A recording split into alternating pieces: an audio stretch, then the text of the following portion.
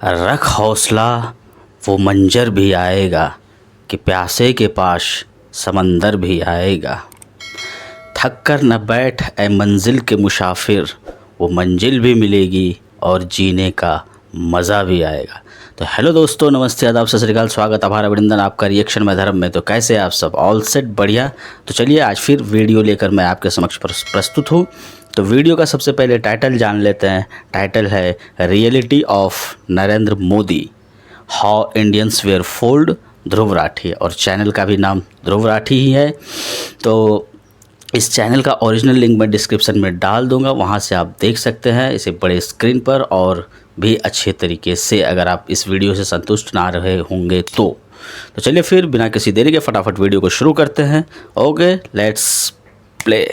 अरे हम तो फकीर आदमी हैं, झोला लेके चल पड़ेंगे जी। लेकिन पूरी दुनिया में आपने ऐसा कोई फकीर देखा है जो 1,40,000 का चश्मा लगाता हो, खुद घूमते हैं 12 करोड़ की मर्सिडीज में, मतलब भिक्षा मांगकर यहाँ पर फॉरेन टूर भी कर लिए और डिजिटल कैमरा भी खरीद लिया डिजिटल कैमरा के रिलीज होने से पहले। और नरेंद्र मोदी अपने आप को गरीब ही नहीं, बहुत गरीब परिवार का बताते हैं। मित्रों, मैं बचपन में रेल के डिब्बे में चाय बेचता था। वाह, क्या फकीरी है। वो भगवान है हमारे, हम उनकी पूजा करते हैं। सच तो ये है दोस्तों कि ये लोग हमारे हिंदू धर्म को ही तोड़ने मरोड़ने लग गए अपने नफरतखोर एजेंडा को फैलाने के लिए। नमस्कार दोस्तों, जर्नलिस्ट अनिल यादव एक बीजेपी वर्कर मंगल वाजपेयी से बात कर रहे थे कानपुर में। मंगल एक लोडर का काम करते हैं, यानी गाड़ियों में सामान चढ़ाने का काम करते हैं। क्या नाम बताएं? योगी साहब, मेरा मंगल वाजपेयी। मंगल वाजपेयी है, यहाँ लोडर का काम करवाते हैं। साथ ही साथ ये बीजेपी एमएलए महेश त्रिवेदी के लिए वॉलंटियर भी करते हैं। ये उम्मीद जता रहे थे कि बीजेपी इस बार 400 पार करेगी। चुनाव में किसका माहौल है? बीजेपी जीतेगी, बीजेपी जीतेगी 400 के ऊपर। लेकिन जैसे जैसे बात आगे बढ़ती है, मंगल अपनी परेशानियों के बारे में बताते हैं। वो बताते हैं कि उनके पास बिजली नहीं है, सीवर की व्यवस्था नहीं है। हमारे पास बिजली नहीं है घर में, हमारे पास लैट्रिन घर में नहीं है, हमारे पास सीवर व्यवस्था नहीं है। उन्होंने बीजेपी एमएलए महेश त्रिवेदी को कई बार कहा, हमने महेश त्रिवेदी से भी कई बार कहा कि 20 फुट पाइप पड़ना है, तो अगर पड़ जाए तो हमारे घर की सीवर व्यवस्था बन जाए। नहीं बन पाई। उन्हें कुछ भी नहीं मिला और ना ही उन्हें कुछ मिलने की उम्मीद है। त्याग तपस्या की मूर्ति है कि कुछ नहीं मिला, लेकिन उसके बावजूद कोई शिकायत नहीं कोई है शिकायत नहीं और ना कोई उम्मीद है मिलने की। और ना उम्मीद है मिलने की। लेकिन फिर भी वो खुद को भाजपा का भक्त कहते हैं। लेकिन ये तो कहा जाता है ना कि भूखे पेट ना होए भजन गोपाला। इस पर मंगल वाजपेयी जवाब देते हैं कि ऐसा कुछ नहीं है। आदमी बालू खाकर भी पेट भर सकता है, यानी कि मिट्टी खाकर भी पेट भर सकता है। सब हो जाता है अगर संत चलेगा। हाँ। अगर संत चलेगा तो सब हो जाता है। बालू खा के पेट भर लेता है। इन्हें कोई शिकायत नहीं है। प्रधानमंत्री मोदी को ये परमात्मा मानते हैं, उनकी पूजा करते हैं। ऐसा कैसे हो सकता है कि एक पॉलिटिशियन को लेकर लोग इतने अंधे हो गए हैं? और ये इकलौते नहीं है, मैंने पिछले वीडियो में आपको उसके कई और उदाहरण दिए थे। बीजेपी के टिकट पर तो कुत्ता भी खड़ा हो जाए हम जिता देंगे। ये सच है, अगर कुत्ता भी आएगा उसको भी जिताएंगे। ये तो फिर अंधविश्वास। नहीं, भक्त हैं, अंधविश्वास नहीं है, हम भक्त हैं। नहीं, महंगाई मेरे हिसाब से कोई ज्यादा नहीं हुई। अब मैं 10 साल से बनियान नहीं पहन रही, देखो आप। वो भगवान है हमारे, हम उनकी पूजा करते हैं। ऐसा हुआ है इमोशनल मैनिपुलेशन और ब्रेन वॉशिंग की वजह से। एक बड़े स्केल पर देश में लोगों का ब्रेन वॉश किया गया है। और जो माफिया यहाँ पर ब्रेन वॉश कर रहा है लोगों का, वो 4 डिपार्टमेंट्स पर काम करता है। पहला डिपार्टमेंट लोगों में गर्व और अहंकार भरता है कि आप महान हो क्योंकि आप हिंदू धर्म में पैदा हुए। दूसरा डिपार्टमेंट आपको एहसास दिलाता है विक्टिमाइजेशन का, कि सदियों से, 1000 सालों से आपके पूर्वज विक्टिम बनकर रहे थे। तीसरा डिपार्टमेंट आपके अंदर डर भरता है कि आपको खतरा है उन लोगों से। और चौथा डिपार्टमेंट यहाँ नरेंद्र मोदी को मसीहा बनाता है कि सिर्फ नरेंद्र मोदी ही आपको बचा सकते हैं। पहले 3 डिपार्टमेंट्स की मैं 3 अलग अलग वीडियोस में ऑलरेडी बात कर चुका हूं। अब वक्त है इस चौथे डिपार्टमेंट को एक्सपोज करने का। नरेंद्र मोदी की कल्ट ऑफ पर्सनालिटी, कैसे इनके इतने सारे फेलियर्स के बाद भी लोगों को इमोशनली मैनिपुलेट किया जाता है कि लोग इन्हें भगवान मान बैठे। आइए जानते हैं आज के इस वीडियो में।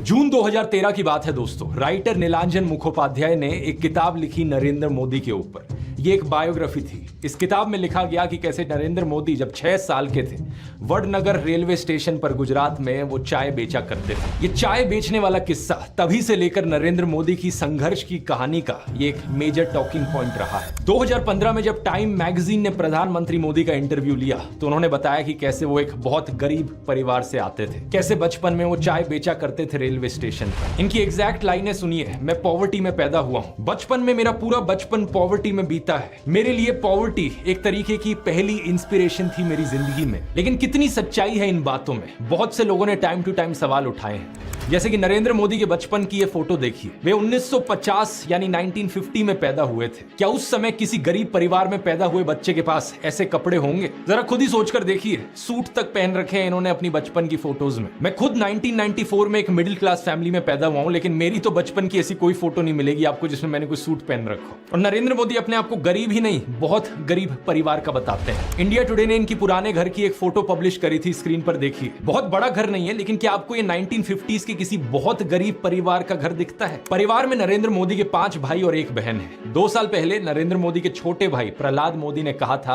कि उन 5 भाइयों में से जिसका नंबर लगता था वो मदद करने चले जाता था। उनके पिता ने पूरी जिंदगी चाय बेची, उन 5 भाइयों और 1 बहन को बड़ा किया। इसलिए नरेंद्र मोदी को चाय बेचने वाले का बेटा कहना चाहिए। ये पत्रकारों की गलती है। सब भाइयों ने चाय बेची है, मेरे पिता ने पूरी जिंदगी चाय बेची, पूरी जिंदगी। इसीलिए कहा जाए तो चाय बेचने वाले का बेटा कहना चाहिए, चाय बेचने वाला नहीं कहना चाहिए। ये पत्रकारों की गलती है। 2014 में कांग्रेस नेता अहमद पटेल ने कहा था कि नरेंद्र मोदी कभी चाय वाला नहीं थे, बल्कि वो एक कैंटीन ठेकेदार थे। अब कांग्रेस की बात पर कितना यकीन किया जाए नहीं किया जाए, लेकिन 2021 में बीजेपी ने भी ये कैंटीन वाली चीज अनइंटेंशनली एक्नॉलेज करी थी। रेलवेज मिनिस्टर अश्विनी वैष्णव ने इंस्ट्रक्ट किया ऑफिशियल्स को कि वो वडनगर रेलवे स्टेशन पर एक कैंटीन को ब्यूटीफाई करें। इंडिया टुडे के आर्टिकल में यह क्लियरली लिखा हुआ है और इसके नीचे एक फोटो भी लगी है इस टी स्टॉल / कैंटीन की, जो नरेंद्र मोदी के पिता चलाया करते थे। हाल ही में लिखे गए CNN के इस आर्टिकल को देखिए। नीलांजन मुखोपाध्याय खुद कहते हैं कि मोदी की जो पॉवर्टी की कहानी है वो ग्रॉसली एग्जैजरेटेड है, यानी कि बहुत बढ़ा चढ़ा कर लोगों को बताई गई है। इतना ही नहीं, एक दूसरे आर्टिकल में नीलांजन बताते हैं कि नरेंद्र मोदी के पिता के पास इतने पैसे थे कि वो मोदी और उनके भाइयों को स्कूल भेज पाए। और स्कूल जाने का मतलब था कि वो कहीं और फुल टाइम काम नहीं कर सकते थे, बस वो स्कूल के बाद अपने पिता का हाथ बटाया करते थे। ये सब सुनकर एक बहुत बड़ा सवाल आपके मन में आएगा कि ऐसी कहानियों को क्यों बढ़ा चढ़ा कर हमें बताया जाता है। नीलांजन कहते हैं ऐसा इसलिए किया जाता है ताकि इंडियन पब्लिक को एक आइडिया बेचा जा सके। मित्रों, मैं बचपन में रेल के डिब्बे में चाय बेचता था और आज आपके सामने खड़ा हूं। कोई भी इंसान अगर समझदारी से सोचे तो वो जानता है कि इस बात से फर्क नहीं पड़ता। एक अच्छा नेता गरीब परिवार से भी आ सकता है और अमीर खानदान से भी आ सकता है, और यही चीज कही जा सकती है एक बुरे नेता या डिक्टेटर के बारे में भी। उदाहरण के तौर पे बात करें, कंबोडिया का जो डिक्टेटर था पोल पॉट, वो एक अमीर खानदान से आता था। लेकिन इटालियन डिक्टेटर बेनिटो मुसोलिनी एक गरीब परिवार में पैदा हुआ था। उसके पिता एक ब्लैक स्मिथ थे और वो बड़े गर्व के साथ इन चीजों को प्राउडली एक्सप्रेस करता था कि कैसे वो जनता के बीच से निकल कर आया है। रशियन डिक्टेटर जोसेफ स्टालिन के पिता एक मोची थे, यानी जूते बनाने वाले, और माँ एक धोबिन थी। और दुनिया का सबसे जाना माना तानाशाह हिटलर भी एक गरीब परिवार में पैदा हुआ था। लेकिन गरीब परिवार में पैदा होने का मतलब ये नहीं कि उसने गरीबों के लिए काम किया था अपने करियर में। उल्टा जानते हो क्या, हिटलर चंदा धंधा का मॉडल चलाता था अपना खुद का। उसके समय में बहुत सी क्रॉनी कैपिटलिस्ट कंपनियों ने करोड़ों का प्रॉफिट कमाया। IG फार्बन, डॉयचे बैंक, BMW, कुछ गाड़ियों की कंपनीज जिनको आज आप जानते हैं और कुछ लोग इन गाड़ियों के पीछे बड़ा भागते हैं, पोर्शे, मर्सिडीज बेंज, फोल्क्सवैगन, इन सब कंपनियों ने चंदा डोनेट किया था हिटलर को अपने समय में। 2016 में BMW ने माफी भी मांगी थी इस चीज को लेकर। इस आर्टिकल को देखिए, रिग्रेट एक्सप्रेस किया था कि वो एक समय पर हिटलर को सपोर्ट किया करते थे। इंडिया की बात करें तो हाल ही में हमने देखा इलेक्टोरल बॉन्ड स्कैम। मैंने पूरा वीडियो बनाया इस पर कि कैसे ये एक घोटाला नहीं बल्कि घोटालों का भंडार था। बहुत सी कंपनियों को इससे फायदा हुआ और आम जनता को नुकसान। पिछले 10 सालों में प्रधानमंत्री मोदी के मित्र जैसे कि गौतम अडानी भरपूर तरीके से अमीर बनते रहे और देश के 80 करोड़ गरीब लोगों को 5 किलो मुफ्त अनाज लेने पर मजबूर कर दिया गया। बेरोजगारी और महंगाई ने गरीब लोगों की कमर तोड़कर रख दी है आज के दिन। अब तो ऐसी सिचुएशन आ चुकी है कि नरेंद्र मोदी खुद को गरीब परिवार का बताते हुए जिन राहुल गांधी को एलीट वर्ग का प्रोजेक्ट करते थे, युवराज कहते थे, आज वही राहुल गांधी खुल्लम खुल्ला गरीबों को कह रहे हैं कि वो गरीबों के हैं और नरेंद्र मोदी अडानी अंबानी जैसे अमीर सेठों के हैं। अडानी को बिना मजदूरी बिना कुछ लाखों करोड़ रुपए देते हैं तो कहते देखो देखो देखो विकास हो रहा है। हमने मनरेगा किया, मजदूरी के लिए पैसा दे रहे हैं और कहते हैं गरीबों की आदत बिगाड़ रहे हैं। मैं आपका हूं, वो उनके हैं। राहुल गांधी कह रहे हैं कि जितना रुपया नरेंद्र मोदी ने अडानी को दिया है उतना रुपया वो देश के गरीब लोगों को देंगे। और मैं देश को फिर से दोहरा के कह रहा हूँ, जितना पैसा नरेंद्र मोदी जी ने इनको दिया है ना, उतना ही पैसा हम हिंदुस्तान के गरीब लोगों को देने जा रहे हैं। महालक्ष्मी योजना, पहली नौकरी पक्की योजना, इन योजनाओं के माध्यम से करोड़ों लाखपति बनाएंगे। इन्होंने 22 अरबपति बनाए, हम करोड़ों लाखपति बनाए। प्रधानमंत्री मोदी इसका ज्यादा जवाब दे नहीं पाए। उल्टा उन्होंने कोशिश करी थी ये कहने की कि अडानी अंबानी एक्चुअली में कांग्रेस के साथ मिले हुए हैं। जरा ये शाहजादे घोषित करें इस चुनाव में ये अंबानी अडानी से कितना माल उठाया है। मार्च में आई इस रिपोर्ट को देखिए, भारत में इनकम इनइक्वालिटी 100 साल में सबसे ज्यादा हो गई है। इतनी बुरी हालत अंग्रेजों के जमाने में भी नहीं होती थी। ऐसे में अगर राहुल गांधी ने संकल्प लिया कि अगले 5 सालों में वो सभी 22 करोड़ गरीब लोगों को गरीबी से निकाल देंगे, तो इसमें क्या गलत किया। लेकिन पीएम मोदी इस बात पर भी तंज कसने लगे। उनके पास खुद कोई अपना विजन नहीं है। 80 करोड़ लोगों के हाथ में कटोरा पकड़ा दिया और अगले 5 सालों के लिए यही 5 किलो अनाज वाली स्कीम एक्सटेंड कर दी। ना रोजगार का कोई प्लान बताया है, ना महंगाई कंट्रोल कैसे होगी ये बताया, ना गरीबी कैसे हटेगी ये बताया। और जब राहुल गांधी ने सबके लिए रोजगार की बात करी तो प्रधानमंत्री मोदी उनका मजाक उड़ाने लग गए। कांग्रेस के शाहजादे ने अभी घोषणा की, आप भी सुनकर के हंसोगे। सुनाऊं? जोरों से हंसना पड़ेगा आपको। और आपको ये भी मालूम कि ये टेम्पो में पैसा देते हैं, क्या ये आपका पर्सनल एक्सपीरियंस है क्या? फरवरी 2020 में गुजरात में नमस्ते ट्रंप इवेंट हुआ था, तो गरीबों को छुपाने के लिए एक 1600 फुट लंबी दीवार बनाई गई थी। जरा खुद सोचकर देखो, 1995 से लेकर 2020 25 साल से गुजरात में बीजेपी की सरकार थी, जिनमें से 3 बार तो खुद नरेंद्र मोदी ही चीफ मिनिस्टर थे। लेकिन इनसे गरीबी नहीं हटाई गई, उल्टा ये गरीबों को छुपाने लग गए। G20 समिट के समय दिल्ली में भी यही हुआ था। कुछ बस्तियों को हरे पर्दे के पीछे ढक दिया गया था, यानी कि इन गरीब लोगों की मूवमेंट को भी रिस्ट्रिक्ट कर दी। इसी के तहत ये पूरी दुकानें यहाँ से ढक दी गई हैं। जो थोड़ा झुग्गी टाइप घर थे उनको भी ढक दिया गया है यहाँ पर। सोचिए कि ये कितना डीह्यूमनाइजिंग है। कोई आपसे कहे कि तुम अच्छे नहीं लग रहे हो, तुम तो एक दाग धब्बा हो। वो गोरे सेठ आ रहे हैं हमारे देश में घूमने, तुम्हें एक पर्दे के पीछे छुपा दिया जाएगा। कैसा लगेगा आपको ये सुनकर? उन गरीबों की सोचो, उन्हें कैसा लगा होगा। सीधा कहते हैं कि यहाँ से जाओ, उस गरीब को तो भगा सकते हो, उस अमीर को भगा के देखो ना। तो इन सब चीजों के चलते नरेंद्र मोदी की ये जो गरीब परिवार वाली ब्रांडिंग थी, अब ये लगभग खत्म हो चुकी है। लेकिन उनके कल्ट ऑफ पर्सनैलिटी का ये केवल एक हिस्सा है। दूसरा हिस्सा यहाँ पर आता है उनके परिवार को लेकर। व्हाट्सएप पर और गोदी मीडिया के जरिए आपको बार बार बताया जाता है कि नरेंद्र मोदी इतने महान हैं क्योंकि उन्होंने देश के लिए अपने परिवार को छोड़ दिया, अपनी पत्नी को छोड़ दिया। देखो, वैसे ये एक पर्सनल मामला है, किसी पति पत्नी की आपस में ना बने, ये कोई बड़ी चीज नहीं है। बहुत से लोगों के साथ ऐसा होता है, लेकिन यही लोग खुद इस पर्सनल बात को बीच में लाते हैं, इसे अचीवमेंट के तौर पर दिखाने के लिए। देश के लिए पत्नी को छोड़ दिया, कोई सेंस है इस बात का? पूर्व प्रधानमंत्री लाल बहादुर शास्त्री जी ने तो अपनी पत्नी को नहीं छोड़ा, तो क्या वो देश के लिए काम नहीं कर पाए? महात्मा ज्योतिबा फूले की पत्नी सावित्रीबाई फूले के बारे में तो सब जानते हैं। क्या उन्होंने देश के लिए महान काम नहीं किया? आपने अगर रामलीला देखी है तो उसमें भी देखा होगा कि कैसे सीता जी ने भी भगवान राम का साथ दिया वनवास में, और राम ने उन्हें बचाने के लिए क्या क्या नहीं किया। तो व्हाट्सएप यूनिवर्सिटी की एक ऐसी घटिया नारी विरोधी मानसिकता है, जहां आप औरत को एक अड़चन की तरह देखते हो, जहां आप पत्नी को छोड़ देने को एक अचीवमेंट की तरह दिखाते हो। और केवल पत्नी ही नहीं, बल्कि नरेंद्र मोदी के परिवार को लेकर भी व्हाट्सएप माफिया यही बात फैलाता है। अरे औरों की तो छोड़ो, नरेंद्र मोदी खुद इस बात को बार बार दोहराते रहते हैं। कहते हैं कि उन्होंने अपने परिवार को देश के लिए छोड़ दिया।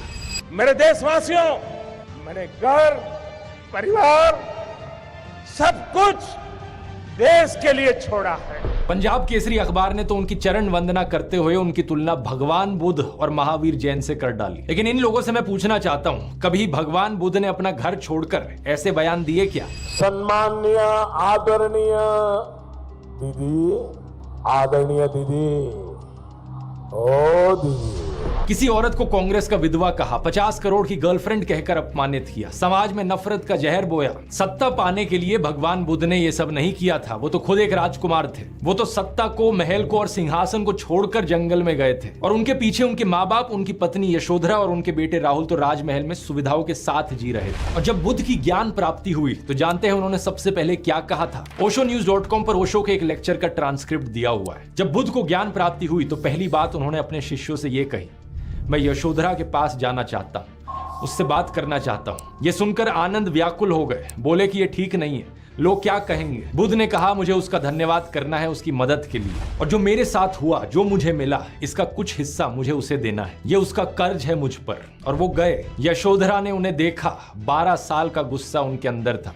वो बोली, मुझसे कहकर तो जाते, क्या मैं तुम्हें रोकती?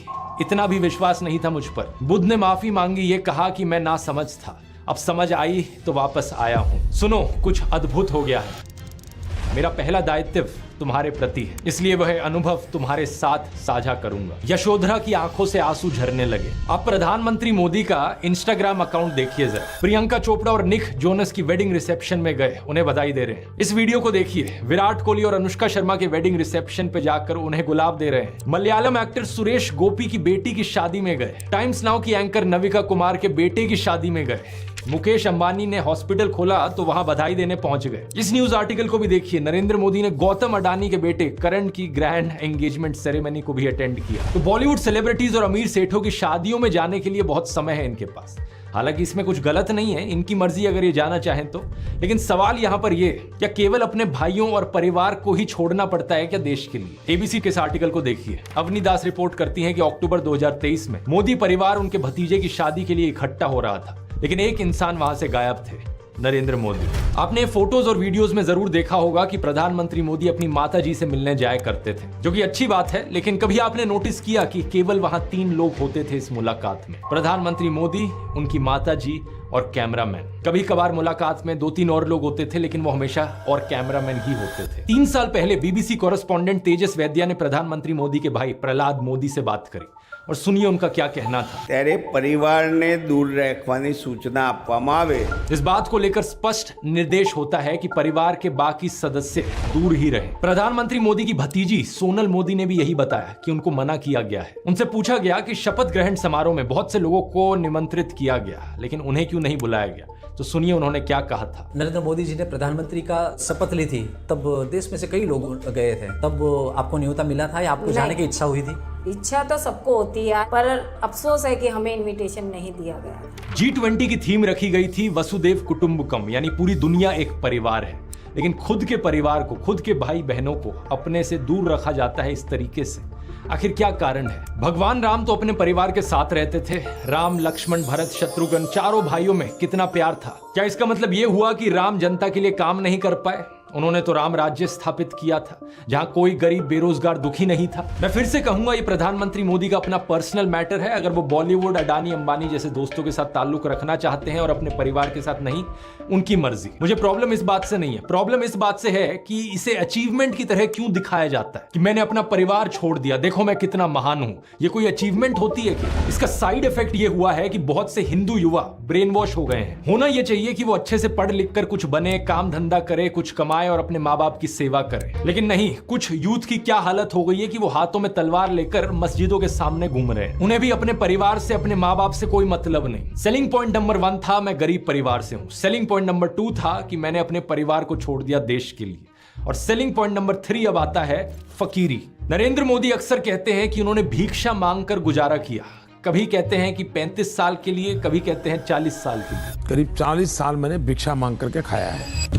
मैं 35 साल तक भिक्षा मांग करके खाया था। चलो, इतनी तो बोलने में गलती हो सकती है। 35 साल हो, 40 साल हो, लोग अक्सर भूल जाते हैं। लेकिन सवाल ये कि वो एमएलए पहली बार बने 2002 में, तब उनकी उम्र होगी 52 ईयर्स। लेकिन उससे पहले 90s में ही पता नहीं कैसे उन्होंने फॉरेन टूर्स कर लिए। ये फोटोज देखो उनकी, आईफिल टावर के सामने पेरिस में, व्हाइट हाउस के सामने अमेरिका में, हॉलीवुड के सामने, लंदन गए, वो मलेशिया गए। क्या 40 साल भिक्षा मांगकर इतने पैसे कमाए जा सकते हैं कि फॉरेन के टूर्स कर ले 90s में? और साथ ही साथ इसी बीच में नरेंद्र मोदी ने बीए और एमए की 2 डिग्रीज भी कर ली अलेजिडली। ये कैसे हो गया? आप ही बताओ दोस्तों। साल 1990 में डायकाम मॉडल 1 रिलीज हुआ था, जो कि यूएस में लॉन्च होने वाला दुनिया का पहला कमर्शियली अवेलेबल डिजिटल कैमरा था। लेकिन प्रधानमंत्री मोदी अपने इंटरव्यू में बताते हैं कि उन्होंने पहली बार डिजिटल कैमरा 1987 या 1988 में यूज किया था। मैंने पहली बार डिजिटल कैमरा का उपयोग किया था 87-88 में शायद। मतलब भिक्षा मांगकर यहाँ पर फॉरेन टूर भी कर लिए और डिजिटल कैमरा भी खरीद लिया डिजिटल कैमरा के रिलीज होने से पहले। वाह, क्या फकीरी है। वाह मोदी जी, वाह वाह। अपनी कलम को गिरवी रख चुका एक गीतकार कहता है कि फकीरी है आपके स्वभाव में। एक फकीरी है आपके स्वभाव में। कभी नरेंद्र मोदी खुद ही कहते हैं कि हम तो फकीर आदमी हैं, झोला उठाकर चल पड़ेंगे। अरे हम तो फकीर फकीर आदमी है, झोला लेके चल पड़ेंगे जी। लेकिन पूरी दुनिया में आपने ऐसा कोई फकीर देखा है जो 1,40,000 का चश्मा लगाता हो, अपनी बूढ़ी माँ को नोटबंदी के लिए लाइन में खड़ा कर दिया और खुद घूमते हैं 12 करोड़ की मर्सिडीज में। एक तरफ तो शास्त्री जी जैसे प्रधानमंत्री देखे हैं देश ने, बताया जाता है कि उनके पास सिर्फ 2 धोती और 2 कुर्ते हुआ करते थे। कुर्ता फटकर इस्तेमाल करने लायक ना रहे तो उसे भी रुमाल बना लेते थे लाल बहादुर शास्त्री जी। लेकिन प्रधानमंत्री मोदी की यूएस विजिट की इन फोटोज को देखिए, एक दिन में 4 बार कपड़े बदलते हैं। द प्रिंट में लिखे गए इस आर्टिकल को देखिए, उत्तराखंड और हिमाचल जाते हुए प्रधानमंत्री मोदी ने 8 घंटे में 4 बार कपड़े बदले। इस टाइम्स ऑफ इंडिया के आर्टिकल को देखिए, प्रधानमंत्री मोदी गंगा आरती करने गए तब भी कपड़े बदलते जा रहे हैं। हुबली टाइम्स वालों ने तो इनकी फैंसी ड्रेस का एक पूरा कोलाज बना दिया। इंडिया टुडे ने भी इनकी 22 हेड गियर्स की कलेक्शन दिखाई है इस आर्टिकल में। और इस इंडियन एक्सप्रेस के कोलाज को भी देखिए। अगर ये फकीरी वाली बात भी नहीं बैठती लोगों में, तो इस सब के बाद अगला हथियार आता है कि इनको भगवान का अवतार ही बना दो। ये एक बार नहीं, 2 बार नहीं, बल्कि कितनी बार कितने नेताओं ने बार बार प्रधानमंत्री मोदी को भगवान से कंपेयर किया है। और मोदी जी भारत में भगवान का वरदान बन के आए हैं। भगवान नहीं, मनुष्य के रूप में नरेंद्र मोदी जी के रूप में अवतार लिया। हमारे माननीय प्रधानमंत्री जो खुद भगवान का रूप है, मोदी जी के रूप में श्री रामचंद्र ने जन्म लिया है। मोदी जी है ना, साक्षात भगवान महाकाल जी का अवतार है। मोदी राम और अमित शाह कृष्ण। अरे कुछ लोग तो मंदिर भी बनाने लग गए। पुणे में एक बीजेपी वर्कर ने नरेंद्र मोदी के लिए मंदिर बना दिया, गुजरात में इनका एक मंदिर बना, तमिलनाडु में इनके लिए एक मंदिर बना। क्या मजाक चल रहा है ये इकलौते नेता नहीं है जिन्हें भगवान से कंपेयर किया जाता है। एक समय पर एडोल्फ हिटलर को भी जीसस से कंपेयर किया जाता था। राजनीति में हिटलर की एंट्री की तुलना की जाती थी जीसस के रिजरेक्शन से। लेकिन उस समय यह सवाल उठा कि ये बात जमेगी कैसे। जीसस तो शांति की मूर्त थे, सूली पर भी चढ़ाया गया उन्हें, तब भी उनके दिल में कोई नफरत नहीं थी। बोले कि हे भगवान उन्हें माफ करना। जबकि हिटलर तो नफरत का सौदागर था, तो कैसे जीसस का इस्तेमाल किया जाए नफरत फैलाने के लिए और हिटलर को उससे भी कंपेयर किया जाए। इसके लिए हिटलर और नाजी लोगों ने बाइबल को ही बदल डाला। मजाक नहीं कर रहा, ओल्ड टेस्टामेंट जो थी बाइबल की उसे ही हटा दिया गया उनके समय में। जीसस को इस तरीके से चित्रित किया गया कि वो ऐसा लगे कि वो यहूदियों के खिलाफ लड़ने वाले एक फाइटर हो। सिमिलरली बीजेपी के लोग बार बार नरेंद्र मोदी को भगवान का अवतार करके पुकारते हैं। लेकिन यहां भी दिक्कत वही आ जाती है कि नरेंद्र मोदी तो नफरत फैलाते हैं, लेकिन श्री राम की सूरत में दिखती है विनम्रता, सौम्यता, करुणा। राजा रवि वर्मा की इस आइकॉनिक पेंटिंग को देखिए, राम दरबार, जो कि हमारे देश के करोड़ों घरों में लगी हुई है। इस प्रॉब्लम का समाधान ढूंढने के लिए इनके लोगों ने राम की सूरत बदलनी शुरू कर दी। पिछले कुछ सालों में आपने देखा होगा ये एंग्री हनुमान और एंग्री राम की आइकॉनोग्राफी गाड़ियों के पीछे इसे लगाया जाता है, ये दर्शाने के लिए कि ये है असली में भगवान राम। चरित्र ही बदल दो भगवान का। रामायण में मुसलमानों का कोई जिक्र नहीं है, लेकिन इन लोगों ने रामायण को भी तोड़ मरोड़ दिया अपने नफरत खोर एजेंडा के लिए। 2016 में एक बीजेपी एमपी ने कहा कि मुसलमान तो रावण के डिसेंडेंट्स हैं। व्हाट्सएप माफिया वालों ने हमारे हिंदू स्क्रिप्चर्स में एक झूठा कोट इंसर्ट कर दिया, धर्म हिंसा तथैव च, जो चीज किसी वेद पुराण में नहीं थी, किसी रामायण महाभारत में नहीं थी। इन्होंने जबरदस्ती अपना नफरत खोर एजेंडा बीच में घुसा दिया उसके। धर्म हिंसा तथैव च, आपको जान करके आनंद होगा कि ये किसी भी ग्रंथ में कहीं पर भी नहीं लिखा हुआ है। और इससे आपके रोंगटे भी खड़े हो जाने चाहिए कि ये कौन सी सेंट्रलाइज्ड कॉन्स्पिरेसी यूनिट है जो इतनी बड़ी बड़ी साजिशें करती है कि जो बात धर्म ग्रंथ में लिखी भी नहीं हुई है उसको संस्कृत में लिख करके उसको चारों तरफ व्हाट्सएप से और दूसरे जरियों से फैला देती है। सच तो ये है दोस्तों कि ये लोग हमारे हिंदू धर्म को ही तोड़ने मरोड़ने लग गए अपने नफरत खोर एजेंडा को फैलाने के लिए। लेकिन अब बहुत से हिंदुओं को इनका एजेंडा समझ में आ गया है। इस तरीके का हमारे धर्म के साथ खिलवाड़ करना लोगों को अच्छा नहीं लग रहा है, इसलिए ये कार्ड भी अब फेल होता जा रहा है। तो इन बीजेपी वालों ने क्या सोचा कि अवतार से एक लेवल नीचे इन्हें सर्वगुण संपन्न शक्तिमान दिखाया जाए। वाह क्या सीन है, वाह क्या सीन है। लेकिन किसी को यहां शक्तिमान बनाने का सबसे आसान तरीका है कि दूसरी साइड वाले की इमेज नीचे गिराओ।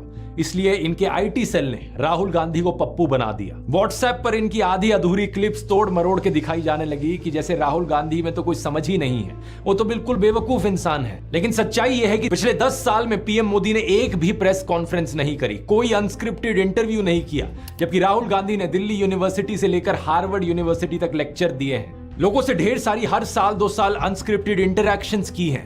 ये बात सही है कि उनकी कुछ फनी क्लिप्स जरूर है जहां उनके मुंह से कुछ उलट पुलट निकल गया। This morning I got up at night. लेकिन ऐसी क्लिप्स तो नरेंद्र मोदी की भी बहुत है। तीसरा कहा था विमेन डेवलपमेंट की मैंने बात कही थी, मैं कब हो गया ये? नरेंद्र मोदी वही हैं जो नाले से निकलने वाली गैस से चाय बनाने की बात करते हैं। कहते हैं कि पसीने से मुंह पोंछ लेता था तो ग्लो आ जाती थी। कभी ये क्लाइमेट चेंज को डिनाई करते हैं कि गर्मी नहीं बढ़ रही बल्कि हमारी गर्मी सहने की शक्ति कम हो रही है, तो कभी ये बादलों से रेडार का सिग्नल रोकने की बात करते हैं। लेकिन मैंने कहा इतने क्लाउड है, बारिश हो रही है, तो एक बेनिफिट है कि हम राडार से बच सकते हैं। एक तो जानते नहीं है, ऊपर से अहंकार इतना कि अपने अज्ञान का भी एहसास नहीं। एक दफा मोदी दूसरे देश में गए थे, वहां भारत का राष्ट्रीय गान चल रहा था और ये बीच में ही चलने लगे। ऐसी गलती किसी से भी हो सकती है, लेकिन बात मैं यहां पर यह बताना चाह रहा हूं कि प्रधानमंत्री मोदी की भी फनी क्लिप्स बहुत सारी हैं। दूसरों को पप्पू बोलने से पहले अपनी क्लिप्स पर नजर डाल लो। पप्पू को हारने का डर लग रहा है, पप्पू को नहीं बनाएंगे। और अभी तो एक बहुत बेहतरीन मौका मिला है। हमारे फॉर्मर सुप्रीम कोर्ट के जजेस ने राहुल गांधी और नरेंद्र मोदी दोनों को एक 1-on-1 डिबेट के लिए इनवाइट किया है। राहुल गांधी तो इस इनविटेशन को ऑलरेडी एक्सेप्ट कर चुके हैं, लेकिन नरेंद्र मोदी अभी भी चुप है। अगर ऐसा होता है तो जनता के लिए भी एक बड़ा सीधा मौका होगा देखने का कि नरेंद्र मोदी और राहुल गांधी में से कौन ज्यादा समझदार है, कौन ज्यादा इंटेलिजेंट है और कौन ज्यादा केपेबल लीडर है देश के लिए। लेकिन नरेंद्र मोदी अगर इस डिबेट से भागते हैं और जवाब ही नहीं देते तो समझ जाना कौन यहां पर बेहतर है। इस कल्ट ऑफ पर्सनैलिटी में प्रधानमंत्री मोदी का सबसे बड़ा कार्ड है सब जगह फोटो चिपकाओ। बचपन में मैं सोचता था कि ये कोका कोला जैसी ड्रिंक्स की एड्स क्यों आती हैं टीवी पर। हर कोई तो जानता है कि कोका कोला क्या है। बाद में मुझे समझ आया कि out of site is out of mind, यानी नजर से बाहर तो दिमाग से बाहर। और इसकी उल्टी एक टैक्टिक है, जितना नजर में रहोगे उतना लोगों के दिमाग में घुसोगे। अखबार पर नरेंद्र मोदी, रेडियो पर नरेंद्र मोदी, टीवी चैनलों पर नरेंद्र मोदी, फेसबुक पर नरेंद्र मोदी, पेट्रोल पंप की होर्डिंग्स पर नरेंद्र मोदी, सड़क पर पोस्टर छपे हैं, गूगल एड्स पे करोड़ों खर्च करके अपना चेहरा दिखा रखा है, हर एक सरकारी स्कीम के इश्तिहार पे। अरे ये सब तो छोड़ो, कोविड वैक्सीन के सर्टिफिकेट पे भी नरेंद्र मोदी। सेल्फी पॉइंट्स तक बना डाले इन्होंने जगह जगह। 2022 की इस रिपोर्ट को देखिए। आईएनबी मिनिस्ट्री ने बताया कि सरकार ने 8 सालों में 6400 करोड़ से ज्यादा रुपए खर्च किया एडवर्टाइजमेंट्स पर। हर रोज का 71 लाख रुपए तो अखबारों में ऐड देने में लगा दिया। और ये सब तो सरकारी पैसे से चलने वाली एड्स थी। इसके अलावा जो पार्टी फंड से चलने वाली एड है वो अलग, और गोदी मीडिया के एंकर जो दिन रात चाटुकारिता करते हैं वो अलग। हर जगह नरेंद्र मोदी। एक गायक थे जिम मॉरिसन, उन्होंने कहा था कि जो मीडिया को कंट्रोल करता है वो दिमाग को कंट्रोल करता है। लेकिन एक और सिंगर थे बॉब मार्ले, उन्होंने कहा था कि हर वक्त हर किसी को बेवकूफ नहीं बनाया जा सकता। और अब यही हो रहा है कि हर तरफ मोदी का चेहरा देखकर लोग उकता गए हैं। और ये जो वॉर रुकवाने वाली कहानियां हैं, इन पर पूछा जा रहा है कि इतनी ही वॉर रुकवाने वाले हो तो मणिपुर की हिंसा क्यों नहीं रुकवा देते। इलेक्ट्रॉन बॉन्ड का पैसा है, कहीं तो यूज होगा। किसी एक्टर को उठा के बेटी बना देंगे, पापा ने वॉर रुकवा दी, पापा मणिपुर के दंगे क्यों नहीं रुकवाते। लोग पूछ रहे हैं कि भारत में सब चंगासी है तो 2022 में सब रिकॉर्ड तोड़ते हुए 2.25 लाख लोगों ने भारतीय नागरिकता क्यों छोड़ दी। इस मोदी मैजिक के खत्म होने का सबसे बड़ा सबूत यही है कि बीजेपी को दूसरी पार्टियों के उन नेताओं को अपनी पार्टी में लाना पड़ रहा है जिन पर भ्रष्टाचार के एक से बढ़कर एक आरोप लगे। अगर मोदी मैजिक अब सही में बचा होता तो मोदी के नाम से ही चुनाव जीता जा सकता था। इन बाहर के नेताओं को लाने की जरूरत नहीं थी अपनी पार्टी में। ये झूठ, डर और नफरत फैलाने की जरूरत नहीं थी। इस वीडियो में तो मैंने आपको नरेंद्र मोदी का वो चेहरा दिखाया है जो व्हाट्सएप माफिया आपको दिखाता रहता है। अगले वीडियो में मैं आपको दिखाऊंगा उनका असली चेहरा, उनके माइंड में क्या क्या चलता रहता है। यहां मैं आप लोगों को धन्यवाद करना चाहूंगा क्योंकि आप लोग इतने जज्बे के साथ इनकी इस झूठ और नफरत की फैक्ट्री को तबाह करने में लगे हुए हो। हमारे इस मिशन 100 करोड़ पर लगे रहिए। ये देखकर खुशी होती है कि किसी का कमेंट आता है ये कहते हुए कि आपने एक वीडियो को 850 लोगों के साथ शेयर किया व्हाट्सएप पर। कहीं पता चलता है कि प्रोजेक्टर स्क्रीन पर दिखाकर आप वीडियो चला रहे हो राजस्थान की गलियों से लेकर वेस्ट बंगाल तक। किसी ने टीवी लगा दिया बाहर मुंबई में ताकि लोगों तक सच पहुंचाया जा सके। इसी तरीके से लगे रहो। हमें देश के लोकतंत्र को बचाना है, देश के संविधान को बचाना है। वोट करने जरूर जाना और अपने आसपास के 10 लोगों को कन्विंस करना वोट करने के लिए। वोट करना इस नफरत और झूठ के खिलाफ। मुझे यकीन है कि हम इकट्ठे मिलकर देश को बचा लेंगे। अगर आपने इस ब्रेन वॉशिंग माफिया के चारों डिपार्टमेंट्स के बारे में पहली बार सुना है तो इस वीडियो को जरूर देखिए। यहां पर मैंने शुरुआत से समझाया था पहले डिपार्टमेंट के बारे में। क्लिक करके देख सकते हैं। इनकलाब जिंदाबाद। जय हिंद।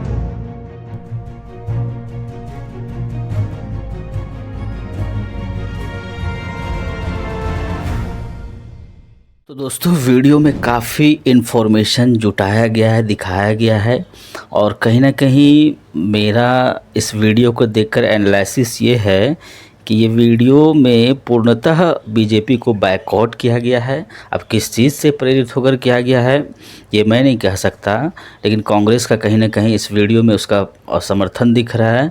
और अगर आप एक बात गौर किए होंगे तो जो ये मैगज़ीन का हवाला दे रहे हैं वो मैगज़ीन कहीं ना कहीं